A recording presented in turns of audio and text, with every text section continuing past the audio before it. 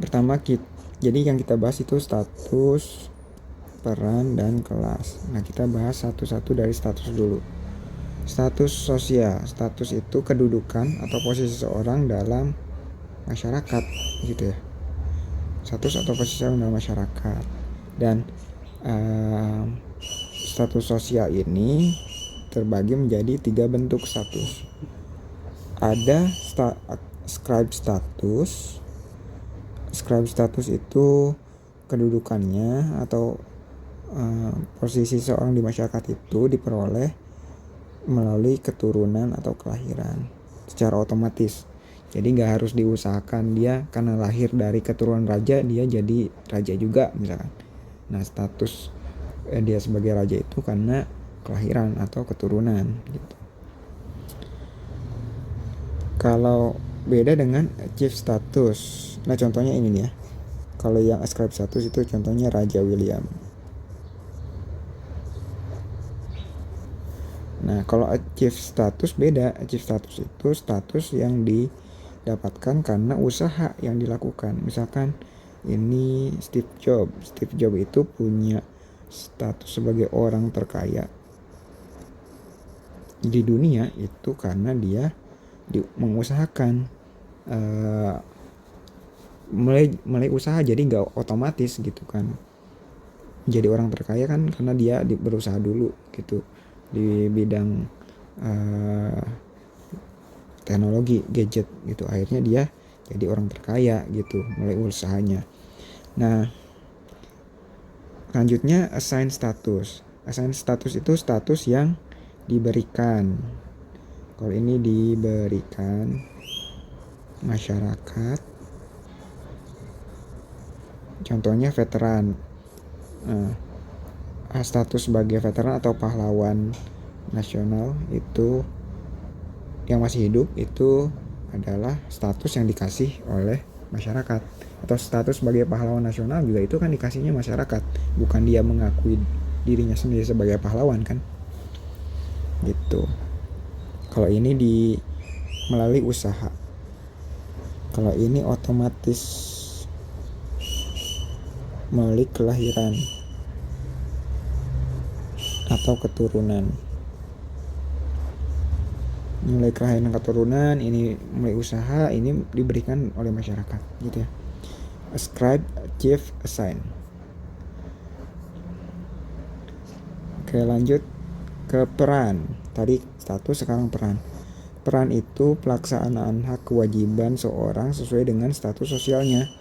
Jadi kalau misalkan dia punya nih statusnya guru,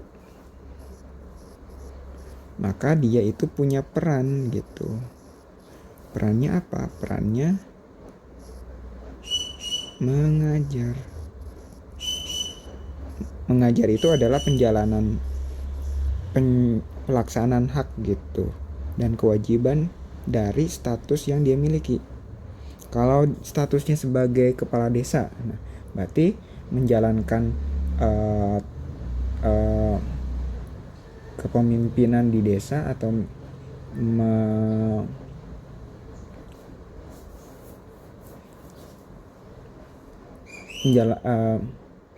menjalankan segala administrasi terkait desa. Nah, itu berarti adalah peran dari kepala desa gitu. Atau statusnya dokter, mengobati orang, itu adalah perannya berarti gitu ya. Nah, itu Bapak yakin kalian paham lah ya mengenai status dan peran. Lanjut ke konflik peran. Jadi dalam peran itu ada yang namanya konflik peran. Konflik peran itu maksudnya adalah ketika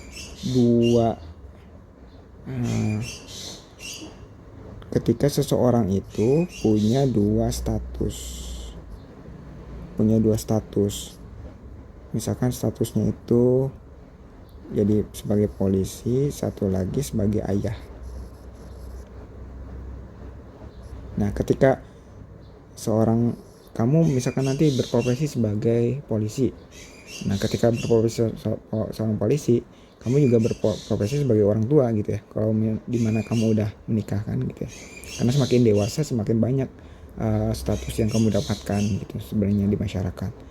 Nah, contohnya ini, misalkan kamu punya 2 status atau lebih. Contohnya yang Bapak contohin adalah polisi dan ayah.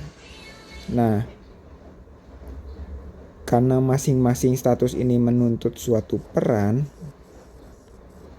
nah kadang kedua peran ini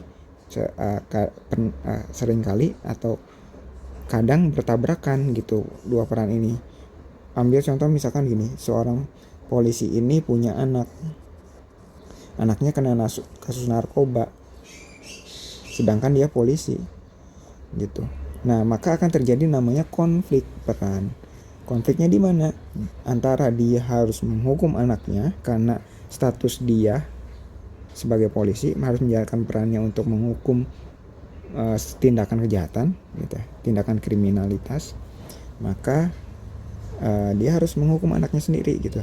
Tapi kalau statusnya sebagai ayah, dia perannya kan dituntut untuk melindungi anaknya dari berbagai macam bahaya atau kerugian gitu.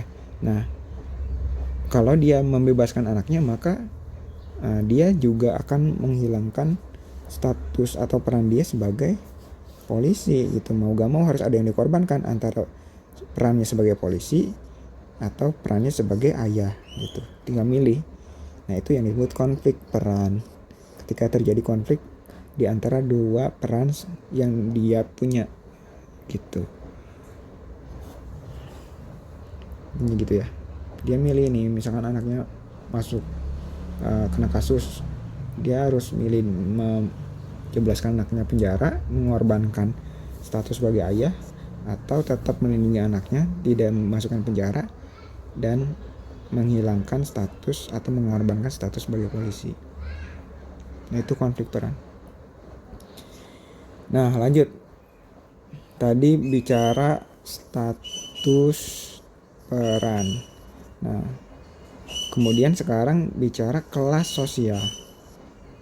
Nah, kalau kelas sosial itu adalah hierarki atau tingkatan yang ada di masyarakat gitu, sesuai dengan status yang dimiliki gitu.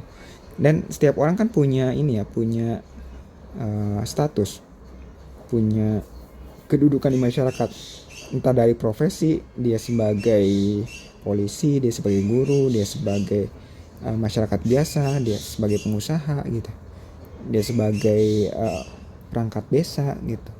Nah, dari status-status tersebut masyarakat itu mengkategorikan gitu secara hierarki. Nah, mengkategorikan status secara hierarki, nah itu disebutnya kelas sosial. Jadi nanti dari status-status ini ada yang dikategorikan status atas, upper, ada status middle, ada status lower gitu ya. Tergantung seberapa signifikan status tersebut di mata masyarakat. Biasanya dilihatnya dari segi ekonomi. Semakin orang itu dianggap kaya atau ekonomis bagus, maka statusnya biasanya lebih tinggi daripada yang lain gitu ya. Nah, itu materi tentang status, peran, dan kelas sosial. Jadi 3 ya. Kita bahas status, peran, dan kelas. Status itu kedudukan, peran itu hak kewajiban dari statusnya. Kalau kelas sosial itu status yang status dia secara hierarki di mata masyarakat, itu kelas.